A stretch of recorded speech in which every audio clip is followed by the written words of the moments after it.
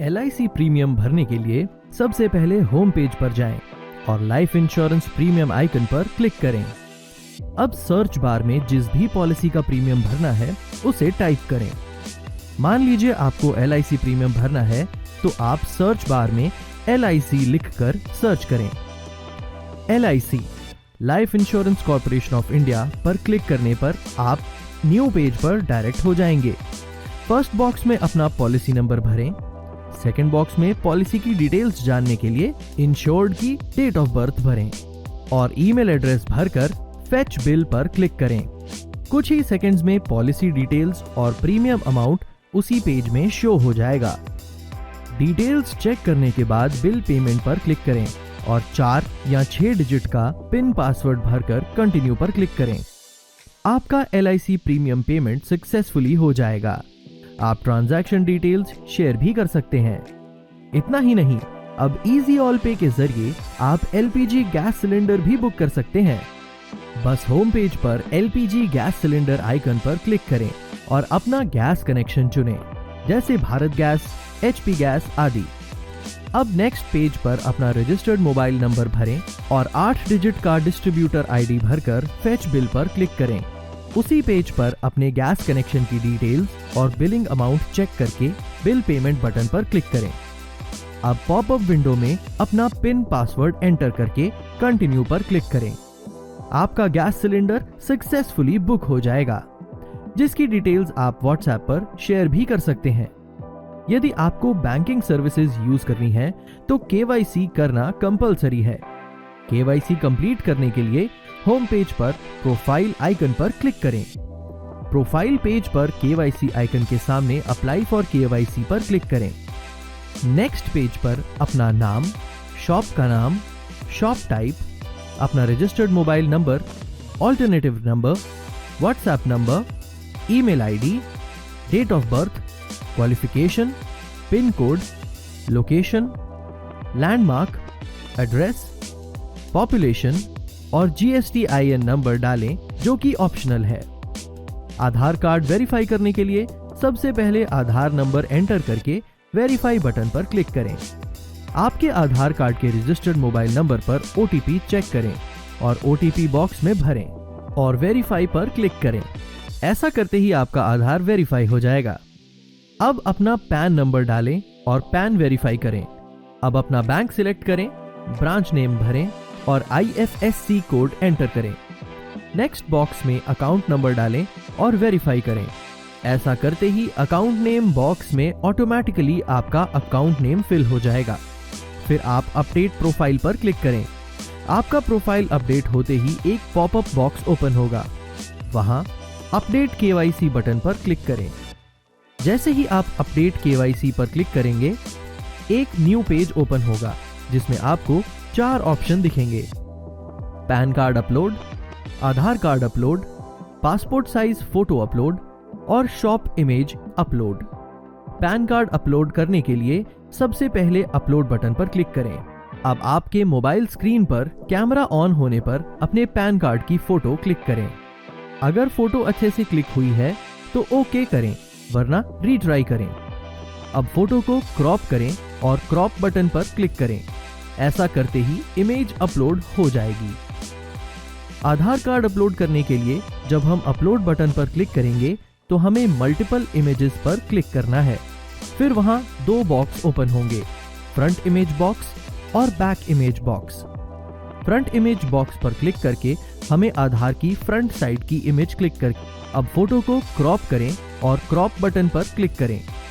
फिर back images box में click करके आधार कार्ड की बैक साइड की इमेज क्लिक कर अब फोटो को क्रॉप करें और क्रॉप बटन पर क्लिक करें।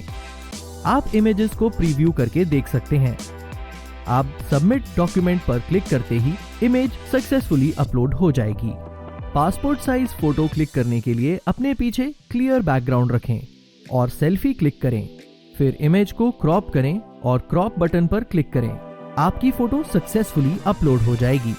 अब हम शॉप इमेज अपलोड करेंगे।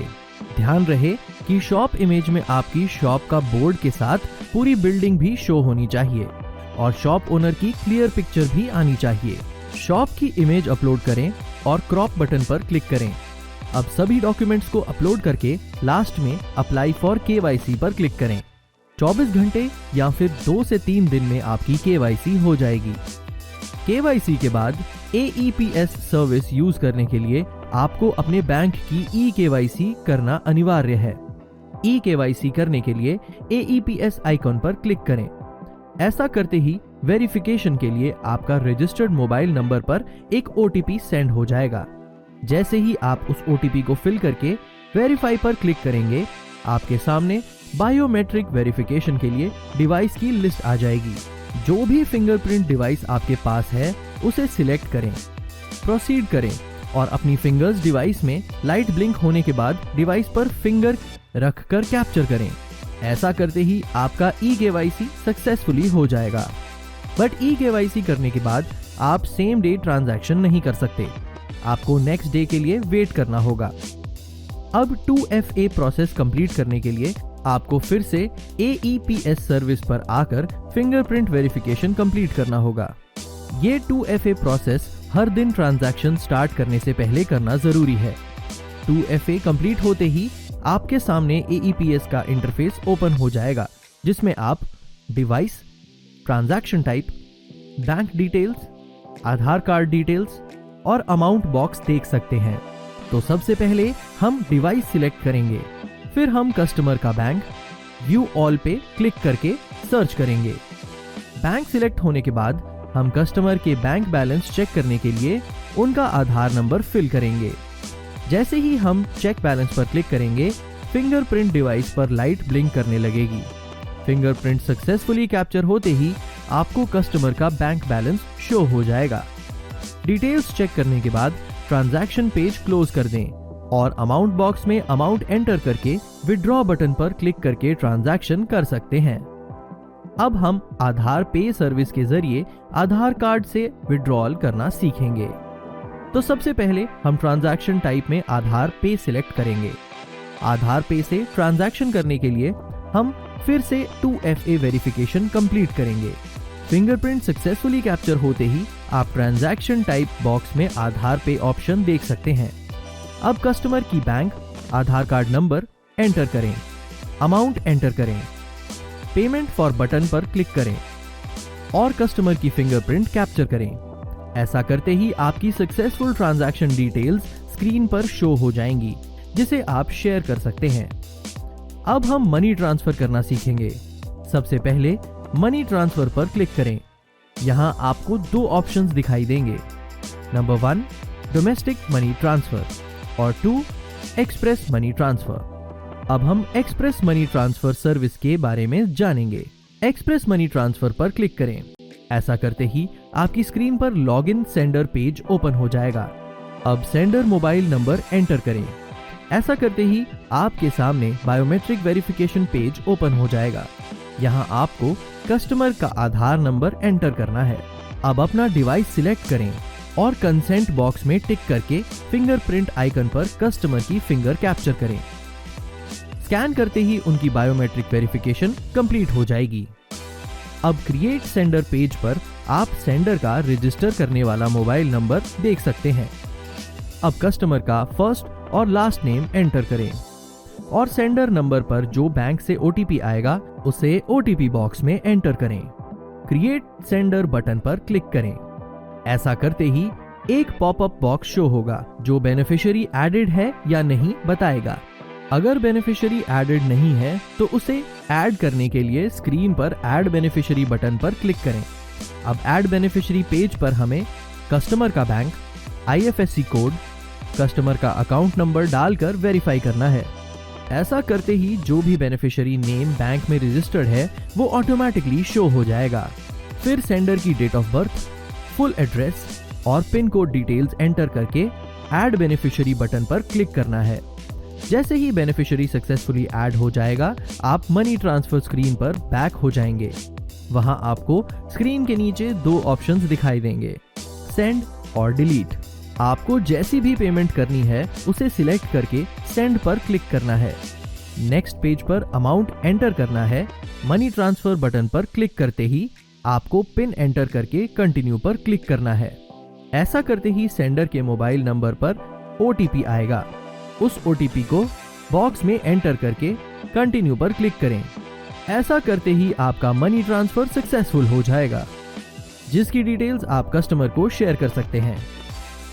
अब हम मिनी ATM के बारे में जानेंगे। सबसे पहले मिनी ATM आइकन पर क्लिक करना है। यहाँ आप दो चीजें कर सकते हैं, balance inquiry, cash withdrawal. Balance inquiry करने के लिए सिलेक्ट टाइप बॉक्स में बैलेंस इंक्वायरी को सिलेक्ट करके continue to balance inquiry button पर क्लिक करें। ऐसा करते ही आपकी ATM मशीन में मैसेज शो होगा, इंसर्ट कार्ड। ये मैसेज आते ही आपके पास जिस कार्ड से बैलेंस इंक्वायरी करनी है वो कार्ड मशीन में इंसर्ट करना है। कार्ड इंसर्ट करते ही मशीन कार्ड रीड करेगी।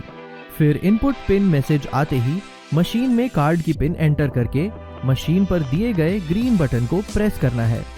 कुछ ही सेकंड्स में आप मोबाइल की स्क्रीन पर कस्टमर का बैंक बैलेंस देख सकते हैं। बैलेंस इंक्वायरी पेज क्लोज करते ही आप फिर से मिनी ATM पेज पर डायरेक्ट हो जाएंगे। अब कैश विड्रॉल करने के लिए सिलेक्ट टाइप में कैश विड्रॉल सिलेक्ट करें। अमाउंट बॉक्स में अमाउंट एंटर करें। रिमार्क्स में ओके लिखें और कंटिन्यू टू कैश विड्रॉल पर क्लिक करें। अब अपनी मशीन में इंसर्ट कार्ड मैसेज आने पर कार्ड इंसर्ट करें, पिन एंटर करें। ऐसा करते ही आपकी ट्रांजैक्शन सक्सेसफुल हो जाएगी, जिसे आप WhatsApp पर शेयर कर सकते हैं। अब हम रिपोर्ट सेक्शन के बारे में जानेंगे। होम पेज के लेफ्ट हैंड कॉर्नर में आप रिपोर्ट ऑप्शन देख सकते हैं। रिपोर्ट बटन पर क्लिक करें। अब रिचार्ज रिपोर्ट पर क्लिक करें। यहाँ आपको अपने सभी रिचार्जेस की रिपोर्ट मिल जाएगी, जैसे mobile recharge, DTH recharge, LIC premium payment, gas cylinder payment, electricity bill payment आदि। अगर कस्टमर के अकॉर्डिंग कोई रिचार्ज सक्सेसफुल होने पर भी उसका मोबाइल रिचार्ज नहीं हुआ है तो आप डिस्प्यूट बटन क्लिक करके कंप्लेंट रेज कर सकते हैं। साथ ही रिचार्ज डिटेल्स शेयर भी कर सकते हैं। अगर आपको किसी और डेट या फिर पूरे मंथ की ट्रांजैक्शन देखनी है तो ऊपर दिए गए 3 पिन वाले आइकन को क्लिक करें। जिस भी डेट का डेटा चेक करना है वो डेट सिलेक्ट कर सकते हैं। फिर अकाउंट नंबर या रिचार्ज नंबर फिल करें और जितनी भी ट्रांजैक्शन आप देखना चाहते हैं उतने नंबर चूज टॉप बॉक्स से सिलेक्ट कर सकते हैं। आप चूज स्टेटस में अपना सक्सेसफुल, फेल्ड, रिफंड और पेंडिंग ट्रांजैक्शंस भी देख सकते हैं। अब फिल्टर पर क्लिक करते ही आपके स्क्रीन पर पूरे मंथ की ट्रांजैक्शन हिस्ट्री शो हो जाएगी। फंड रिपोर्ट में आप अपने फंड ट्रांसफर की डिटेल्स चेक कर सकते हैं। यूजर डे बुक में आपको अपनी दिन भर की ट्रांजैक्शन डिटेल्स का पता चलता है, जैसे mobile recharge, DTH recharge, AEPS, IMPS, mini ATM, cash withdrawal etcetera, जिसमें आप सक्सेस, फेल्ड, टोटल और कमीशन की ट्रांजैक्शन भी देख सकते हैं। यहाँ भी आप पूरे मंथ की ट्रांजैक्शन फिल्टर के जरिए चेक कर सकते हैं। स्पेसिफिक रिचार्ज रिपोर्ट में आप सेम डे की ट्रांजैक्शन डिटेल्स चेक कर सकते हैं। DMT रिपोर्ट में आप DMT ट्रांजैक्शन चेक कर सकते हैं। यहाँ भी आप पूरे मंथ की ट्रांजैक्शन डिटेल्स चेक करने के लिए डेट्स फिल्टर कर सकते हैं। AEPS रिपोर्ट में आप कैश विड्रॉल की सभी ट्रांजैक्शन डिटेल्स चेक कर सकते हैं और बैक डेट एंट्रीज चेक करने के लिए फिल्टर यूज कर सकते हैं। अगर आपने कोई डिस्प्यूट रेज किया है तो उसकी डिटेल आप कंप्लेंट रिपोर्ट में चेक कर सकते हैं। DMT डे बुक में जाकर डेली DMT रिपोर्ट चेक कर सकते हैं। अकाउंट स्टेटमेंट में आप अपनी डेली कैश इन और आउट ट्रांजैक्शन डिटेल्स चेक कर सकते हैं। मूव टू बैंक रिपोर्ट में अपने बैंक वॉलेट से अपने बैंक में कितना पैसा ट्रांसफर किया है उसकी डिटेल्स चेक कर सकते हैं। अब हम वॉलेट में पैसा ऐड करना सीखेंगे। वॉलेट में मनी ऐड करने के लिए सबसे पहले ऐड मनी पर क्लिक करें। अमाउंट बॉक्स में अमाउंट एंटर करें। आप अपने वॉलेट में मिनिमम 1000 से 10,000 रुपए तक ऐड कर सकते हैं। UPI टू या UPI कलेक्ट सिलेक्ट करते ही आपकी स्क्रीन पर आपके फोन में जितनी भी UPI एप्स हैं सब शो हो जाएंगी। UPI ऐप सिलेक्ट करते ही आप UPI ऐप में डायरेक्ट हो जाएंगे। UPI से मनी ट्रांसफर करते ही आपके वॉलेट में मनी ऐड हो जाएगी, जिसे आप ऐप के होम पेज पर सबसे ऊपर प्रीपेड वॉलेट में देख सकते हैं। उम्मीद है इस वीडियो में दी गई जानकारी से आप इस ऐप को अच्छे से यूज करना सीख जाएंगे। इजी ऑल पे ऐप से जुड़ने के लिए धन्यवाद।